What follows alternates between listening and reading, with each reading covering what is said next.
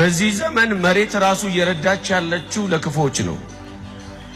ክፋትን የሚያደርጉ ሰዎች ለምልመው አምሮባቸው ተሳክቶላቸው ስኳር የለባቸው፣ ደም ግፊት የለባቸው፣ ካንሰር የለባቸው፣ ነርቭ የለባቸው፣ ግን መጠጥ ይጠጣሉ፣ ይሰክራሉ፣ ያመነዝራሉ፣ ተመችቷቸው ይኖራሉ።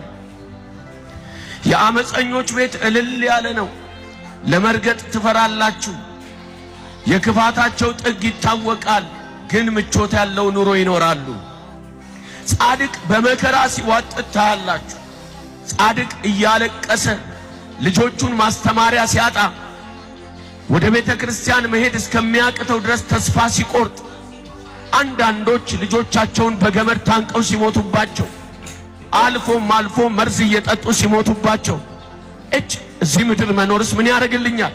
የእናቴን መከራ እንጨት ተሸክማ ጎንበስ ቀና ስትል አባቴ እንጨት እየፈለጠ ድንጋይ ተሸክሞ እንጀራ ከሚያበላኝ ለምን በሊቢያ አርጌ ሳውዝ አፍሪካ ልገባም የሚል የቤተ ክርስቲያናችን ጥሩ ዘማሪ፣ የቤተ ክርስቲያናችን መልካም አገልጋይ፣ ስነ ምግባሩ፣ ቅድስና አኗኗሩ፣ ሕይወቱ መልካም የሆነ በዛ ውስጥ ደግሞ በመስሪያ ቤት ውስጥ በታማኝነት የሚሰራ እኔ ከአመፃ ጋር አልስማማም ክፋትንም አላደርግም የሚል መቀመጫ ሲነጠቅ፣ በዘር በጎሳ ቢሮዎች ሲከፋፈሉ፣ ቤተ ክርስቲያን ለሶስት ለአራት ስትገነጣጠል፣ የአመፀኛ ኮቴ በደንብ ሲሰማ፣ አስፓልቱን ሞልቶት ሲራመድ፣ ቤቱን ሲያድሰው፣ በዓል ሲመጣ በሬውን ሲያጋድም፣ ለልጆቹ አንዳንድ እያለ በስማቸው በግ ሲያርድ፣ ከጎኑ ያለች አንዲት ድሃ ግን ዶሮ መግዣታ መሬት ላይ ስትንከባለል፣ ምናልባት ትርፍራፊ ባገኝ ብላ በ30 ብር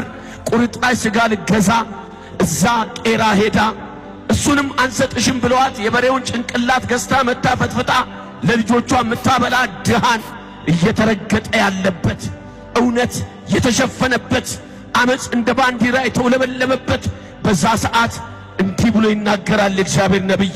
አንተ እግዚአብሔር ሆይ ይለዋል፣ አንተ እግዚአብሔር የለህም እንዴ? አመፀኛ እያደገ ጻድቅ እየተረገጠ እውነት እየተሸፈነች፣ አመፀኛው እንደፈለገ እየዘለለ የጻድቃን አፍ እየተዘጋ፣ ክፎች እንደፈለገ እየፋነኑ ግን ጻድቅ በረሃብ እየሄደ እኔ አንተን እያገለገልኩ የለህም እንዴ እግዚአብሔር? አትወርድም እንዴ እግዚአብሔር? ይላል ዕንባቆም።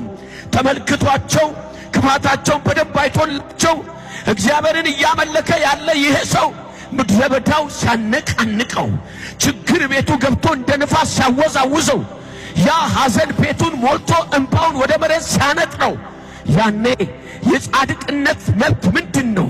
እግዚአብሔርን መፍራትስ ምንድነው? ከእግዚአብሔር ጋር መኖር፣ እግዚአብሔርንስ ማገልገል፣ በእግዚአብሔር ቤት መመላለስ፣ ኢየሱስ ኢየሱስ ማለት፣ ጌታ ጌታ ማለት ምንድነው ትርፉ? እግዚአብሔር ካልፈረደልን ካላየልን እያለ ዕንባቆም ሲናገር፣ እውነትም አመፀኞች በደንብ እየዘለሉ ያያቸው ጊዜ እግዚአብሔርን በድፍረት እንደዚህ አለው፣ አንተ እግዚአብሔር የለህም ወይ አለው። የለህም ወይ? ከሌለ ንገረኝ፣ እኔም አምላክ አለ ብዬ መናገሬን ላቁም አላውራ ብሎ ሲናገር፣ ተስፋ የቆረጠ ዕንባቆም ይህንን ቃል ተናግሮ ከጨረሰ በኋላ እግዚአብሔር ዝም አለው። አንዳንድ ጊዜ ያማል፣ እግዚአብሔር ዝም ይላል። ዝም አይናገር አይጋገር። ያያቸዋል፣ አመፀኞች ይዘላሉ ያያቸዋል፣ ክፎች ይዘላሉ ያያቸዋል። ዝም ጻድቅ